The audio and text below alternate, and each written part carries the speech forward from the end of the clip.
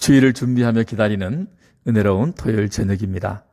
오늘은 로마서 3장 21절에서 28절까지 사람이 의롭게 되는 제3의 길이란 제목으로 함께 은혜를 나누겠습니다.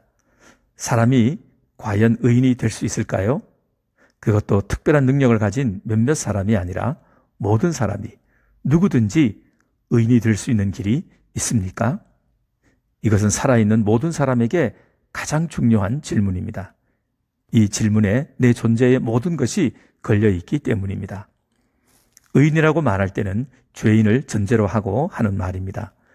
의인과 죄인을 가르는 기준은 무엇일까요? 그것은 사람을 창조하신 하나님만이 결정할 수 있습니다. 하나님은 사람을 창조하실 때 하나님과 인격적으로 관계를 맺을 수 있는 존재로 만드셨습니다.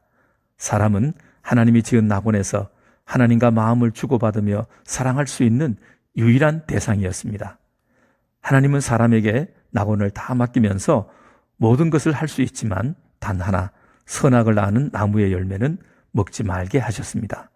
그것은 사람이 하나님을 방불할 만한 지혜와 능력을 가지고 있어도 낙원에서는 하나님이 창조주이시고 자신은 지음받은 피조물이라는 사실을 기억나게 해 주었습니다. 다른 말로 하면 선악과는 낙원의 주인이 누구인지를 구별하는 단 하나의 상징이었습니다. 그러나 불행하게도 사람은 하나님이 주신 자유를 가지고 창조주 하나님을 반역하고 자신이 주인이 되는 길을 선택했습니다. 낙원에는 두 주인이 생기게 되었고 하나님과 사람의 관계는 끊어졌습니다. 가짜 주인은 낙원에서 쫓겨나야만 했습니다. 여기서 하나님과의 관계를 끊어지게 만드는 모든 것을 성경은 죄라고 말합니다. 그리고 그 죄의 본질은 사람이 하나님의 자리에 앉아 주인 노릇을 하려고 하는 욕망, 욕심입니다. 하나님과의 관계가 끊어지면서 사람은 하나님으로부터 아무것도 공급받을 수 없게 되었습니다. 하나님이 가진 영생과 모든 지혜와 부와 능력, 기쁨과 행복까지도 잃어버렸습니다. 사람은 잃어버린 모든 것을 이 세상에서 찾으려고 했지만 세상은 진짜를 줄 수 없었습니다. 타락한 세상에는 영원한 것이 없기 때문입니다. 부도 지혜도 행복도 잠시 있다가 사라지는 것이었고 영혼을 주는 목마름을 채워주지 못했습니다.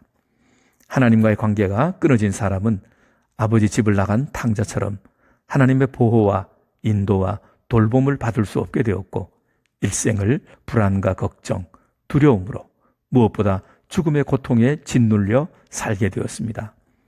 모든 사람은 죄인으로 태어나 일생을 하나님을 반역하며 자신의 삶의 주인이 되어 마음대로 살다가 죽음 이후에는 하나님의 영원한 심판을 받게 되었습니다. 죄의 결과는 영원한 절망과 죽음입니다. 히브리서 9장 27절에 한 번 죽는 것은 사람에게 정해진 것이요 그 후에는 심판이 있으리니 라고 말씀했습니다. 만약 아버지 집으로 돌아갈 수만 있다면, 하나님과의 끊어진 관계가 다시 이어질 수만 있다면, 잃어버린 모든 것을 회복하고 하나님과 영원히 함께 사는 것, 그것이 이 땅을 사는 모든 사람들의 근원적인 갈망입니다. 청년 시절에 방탕한 삶을 살다가 어머니의 기도로 돌아와 성자가 된 어거스티누스는 유명한 고백록을 썼습니다. 그 책 첫 문장에 하나님께서는 우리를 하나님을 향하도록 지으셨기에 우리 마음이 하나님 안에서 안식하기까지는 평안이 없습니다 라고 고백했습니다. 우리가 하나님을 만날 때만 참된 평안을 얻을 수 있습니다. 하나님께 돌아가기 위해 사람이 만든 두 가지 길이 있었습니다. 하나는 하나님을 모르는 사람들은 양심을 따라 도덕적이고 윤리적 생활을 하면 죽은 후에 좋은 곳, 천국에 갈 수 있다고 생각했습니다. 그러나 죽음 앞에서 평생 자신이 행한 선행과 죄를 저울로 달아보면 과연 선행이 많았다고 말할 수 있는 사람이 몇이나 있겠습니까? 다음으로 하나님을 믿는 사람들은 하나님의 말씀을 지키면 천국에 갈 수 있다고 생각했습니다. 구약의 이스라엘 백성들이 모델입니다. 그들은 어려울 때는 간절히 하나님을 찾다가 원하던 것을 가지고 살기가 좋아지면 곧 하나님을 잊어버리고 자기 마음대로 살았습니다.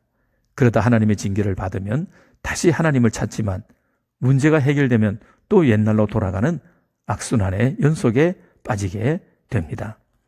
결국 의롭게 되기 위해 사람이 만든 두 가지 길의 결론은 죄에 빠진 인간은 자신의 힘으로는 의로워질 수 없다는 것입니다.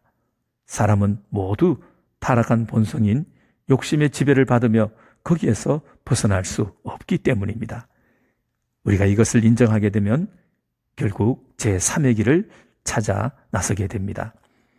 완전한 절망 가운데 있는 우리를 하나님은 사랑하셔서 하나님께로 돌아갈 수 있는 길을 만드셨습니다. 오늘 읽은 성경 로마서 3장 21절이 말하는 율법 외에 나타난 새로운 길입니다. 그 새로운 길이 무엇입니까? 21절에 이제는 율법 외에 하나님의 한 의가 나타났으니 율법과 선지자들에게 증거를 받은 것이라고 말씀했습니다. 첫째, 율법 외에는 사람이 만든 두 가지 길을 가리킵니다. 즉, 도덕, 선행을 통해 의롭게 되려는 것과 종교적 전통이나 관습을 열심히 지키는 것입니다. 그런데 이 둘로는 의롭게 될 수 없는 것으로 판명이 났기 때문에 제3의 길이 나타나게 되었습니다. 제3의 길은 하나님이 만드신 하나님의 의입니다. 여기에서 의는 하나님과의 바른 관계를 뜻하며 이것은 관계를 깨뜨린 죄를 없앨 때만 가능합니다. 하나님의 의라고 부르는 것은 사람이 만든 모든 의가 실패하였고 하나님만이 의를 만들 수 있기 때문입니다. 둘째로 이 길은 갑자기 생긴 것도 아니며 아주 오래전 구약에서부터 일관되게 하나님이 약속하고 보여주신 길이었습니다. 새로운 길이란 하나님이 만들어주신 길, 하나님이 만드신 의를 가리킵니다. 22절에 곧 예수 그리스도를 믿음으로 말미암아 모든 믿는 자에게 미치는 하나님의 의인이 차별이 없느니라고 말씀했습니다. 하나님의 의는 우리의 행위에서 나오는 것이 아니라 예수 그리스도를 믿을 때 우리에게 입혀지는 의입니다. 하나님의 구원 계획에 따라 예수님이 이루신 모든 것, 그분의 믿음과 행위, 이 모든 것을 단순히 받아들이는 것입니다. 내 노력과 행위로 의로워질 수 없기 때문에 하나님은 당신의 아들이신 죄 없으신 예수 그리스도를 통해 내가 구원받기 위해 내가 해야 할 모든 일들을 그분이 하게 하셨습니다. 예수님은 바로 그 일을 완성하셨습니다. 이제 우리는 그 예수님을 믿음으로 하나님의 의를 받게 되는 것입니다. 여기에는 두 가지 의미가 있습니다.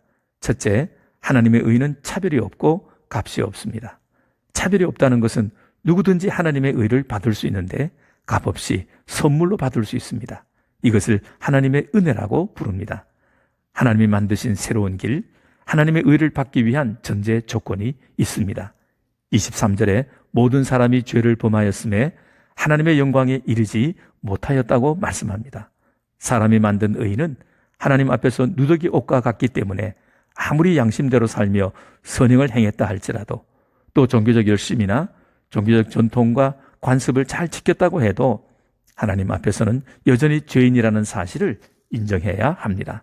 이것이 안 되면 새로운 길을 받아들일 수 없습니다. 오늘은 여기까지 말씀드리고 내주 이 시간에는 제3의 길인 하나님의 의의 내용과 받는 방법과 그 의미에 대해 말씀드리겠습니다. 감사합니다.